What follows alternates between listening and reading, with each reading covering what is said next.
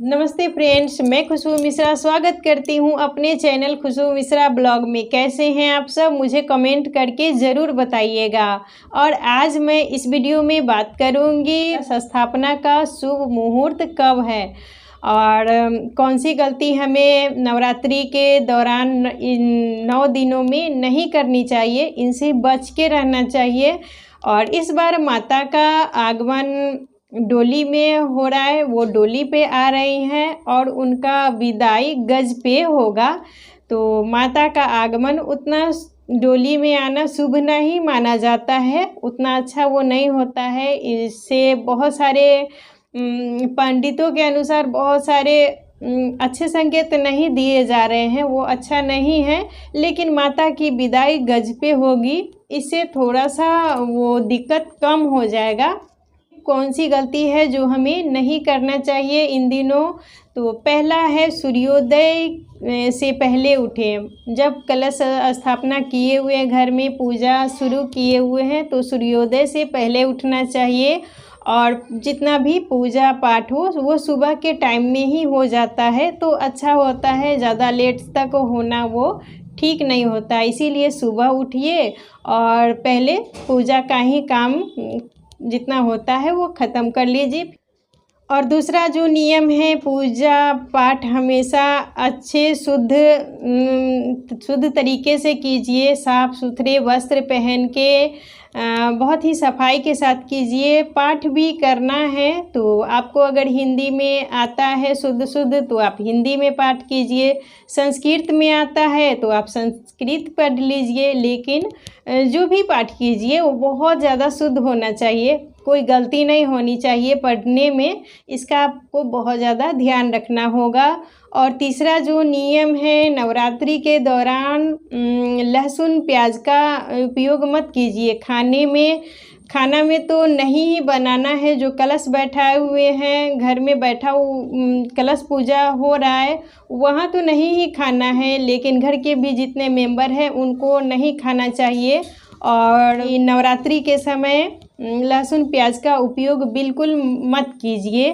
ये 9 दिन परहेज में रहिए।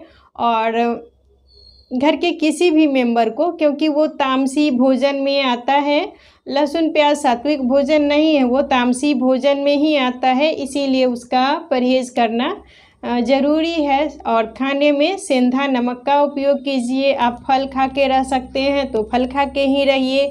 और जो सेंधा नमक खा के रहना चाहते हैं वो सेंधा नमक का बना हुआ खा के और रह सकते हैं, लेकिन लहसुन प्याज बिल्कुल मत उपयोग कीजिए। और चौथा जो नियम है, बाल कटिंग नहीं कराना है। इस नवरात्रि के दौरान बाल कटिंग नहीं होना चाहिए। 7 तारीख के बाद ना बाल कटवाइए, ना शेविंग कीजिए, यानी कुछ भी। यहाँ तक कि माता का श्रृंगार शुरू हो जाता है उस दिन से, तो बिंदी, सिंदूर, तेल वगैरह कुछ भी नहीं लगाना चाहिए। कहा जाता है माता का श्रृंगार वो होते रहता है, इसीलिए हम लोग को अपना श्रृंगार बंद करना चाहिए। अष्टमी के दिन जागरण के बाद ही सिंदूर लगाया जाता है और हमारे तरफ यही नियम है। हम लोग इस 8 दिनों में कुछ भी नहीं करते हैं, ना बाल कटवाते हैं, न तेल लगाते हैं, शैम्पू, सिंदूर, जितना भी सजने संवरने का सामान होता है वो कुछ भी नहीं किया जाता है। माँ का जागरण होने के बाद ही ये सब कुछ किया जाता है। और 5वां जो नियम है, पूजा पाठ के दौरान, नवरात्रि के दौरान हम व्रत कर रहे हैं, इस टाइम में किसी भी कन्या का, किसी भी नारी का अपमान नहीं करना चाहिए। और नारी का अपमान तो कभी नहीं करना चाहिए। जिस घर में नारी का अपमान होता है उस घर में कभी लक्ष्मी का वास हो ही नहीं सकता, कभी सुख शांति हो ही नहीं सकती। क्योंकि माता के रूप में ही लक्ष्मी है, माता का नाम ही दुर्गा है। और जब घर की लक्ष्मी ही, औरत ही खुश नहीं रहेगी, महिला ही खुश नहीं रहेगी, तो कितना भी आप कोशिश कर लीजिए, घर में कभी सुख शांति बरकत हो ही नहीं सकता है। क्योंकि ये घर में कलह है, अशांति है, तो बरकत कहाँ से होगा? आप कितना भी कमा लीजिए, कुछ भी कर लीजिए, लेकिन घर में सुख शांति आपको नहीं मिल सकता है। और नवरात्रि के दौरान तो भूलकर भी ये सब नहीं करना चाहिए। जब व्रत किए हुए हैं तो मन वचन कर्म तीनों से हमें शुद्ध होके और इसका पालन करना चाहिए। इस दौरान चुगली बुराई होता है ना, हम व्रत किए हुए हैं और खाली बैठे हैं, चाहे कुछ भी इस तरीके का, तो उसका कहानी उसका शिकायत शुरू कर दिए, तो ये अच्छा नहीं होता है। बहुत ही शुद्धता से सात्विकता से मन वचन कर्म से शुद्ध होके इस चीज़ को करना चाहिए। इस व्रत में बहुत सारे नियम हैं जो आपको पालन करना चाहिए। और छठा जो नियम है, घर की सफाई बहुत ही ज़्यादा रखें, क्योंकि माता का आगमन कर रहे हैं और घर में साफ़ सुथरा रहना बहुत ज़्यादा ज़रूरी है। खाना पीना ये तो शुद्ध रहना ही चाहिए, लेकिन घर की सफाई भी बहुत ज़्यादा ही ज़रूरी है। और सुबह उठ के घर की जल्दी भी सफाई कर लीजिए और गंगाजल का छिड़काव पूजा करने से पहले पूरे घर में गंगाजल को थोड़ा थोड़ा छिड़क दीजिए, इससे घर का शुद्धिकरण हो जाता है। और पूजा का जो शुभ मुहूर्त है वो 7 तारीख को सुबह में 6:17 से 10:11 तक शुभ मुहूर्त है।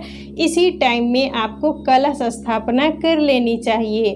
और सुबह के टाइम में कोई भी पूजा सूर्योदय के बाद यानी 12 बजे से पहले तो कर ही लेना चाहिए, वो अच्छा होता है। 12 बजे के बाद उतना अच्छा नहीं होता है। और इस बार जो प्रतिपदा तिथि है, हम लोग उसे परिवा भी बोलते हैं, वो 7 तारीख को 3:37 तक ही है। वो 3:37 से पहले हर काम को ख़त्म करना है। और कलश स्थापना तो आपको सुबह के टाइम में ही कर लेना चाहिए। 10 बजे से पहले ही आप जितना जल्दी हो सके वो कर लीजिए। आई होप आपको इस वीडियो से बहुत सारी जानकारी मिली होगी। और कुछ भी आप मुझसे पूछना चाहते हैं तो कमेंट बॉक्स में पूछ सकते हैं। फिर मिलूँगी नए वीडियो में, तब तक के लिए नमस्कार।